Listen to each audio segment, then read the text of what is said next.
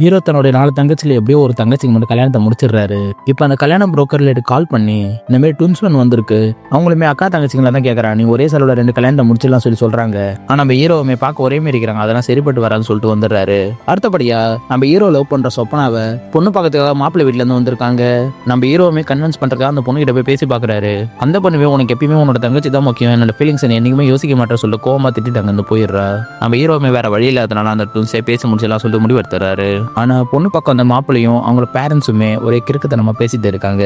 இவங்க என்ன ஒரு மாதிரி பேசுறான்னு சொல்லிட்டு தங்கச்சிங்களும் யோசிக்கும் போது அதுக்குள்ளே நம்ம ஹீரோ வந்து எப்படி அப்படி இப்படின்னு சமாளிச்சு அவங்க அங்கிருந்து அமுச்சு விட்டுறாரு.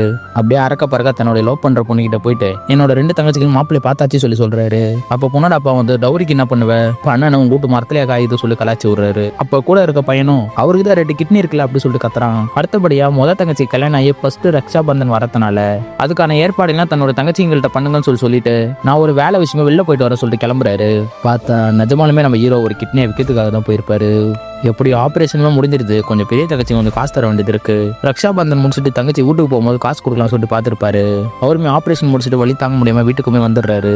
அன்னைக்கு ரக்ஷா பந்தன்றதுனால தங்கச்சி அண்ணனுக்காக வெயிட் பண்ணிட்டு இருக்காங்க. அப்போ ஹீரோக்கு ஒரு கால் வருது, எடுத்து பேசினவரு காயத்ரின்னு சொல்லிக்கிட்டே நடு ரோட்ல அழுதுகிட்டே ஓட ஆரம்பிக்கிறாரு. பதட்டமா ஓடி போய் பாக்குறாரு. பார்த்தா நிறைய கூட்டமா இருக்கு.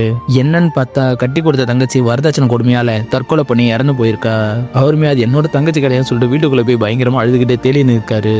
என் தங்கச்சி ரொம்ப நல்லவ, ஏன் அவளுக்கு இப்படி ஆச்சு சொல்லி ரொம்ப கதறி அழ ஆரம்பிக்கிறாரு. அப்போ பக்கத்து வீட்டுல இருக்கிறவங்களோ உன்னோட தங்கச்சி ரக்ஷா பந்தனுக்கு போறதா இருந்தா வரும்போது டபுள் டோர் ஃப்ரிட்ஜோட தான் வரணும்னு சொல்லியிருக்காங்க. ஆனா தங்கச்சியும் நான் அதெல்லாம் என்னோட அண்ணன் கிட்ட கேட்க மாட்டான்னு சொன்னதுக்கு நீ ரக்ஷா பந்தனுக்கே போகக்கூடாதுன்னு சொல்லிட்டாங்க. இதை கேட்கிற நம்ம ஹீரோ வேலை இதை தாங்கிக்கவே முடியல. பயங்கரமா அழுதுகிட்டே கல்யாணத்துக்காக தூக்கிட்டு போன அந்த மனுஷன் அதே கையில அந்த பொண்ணு இறந்து போனதுக்கு அப்புறமா அழுதுகிட்டே தூக்கிட்டு வீட்டுக்கு போறாரு.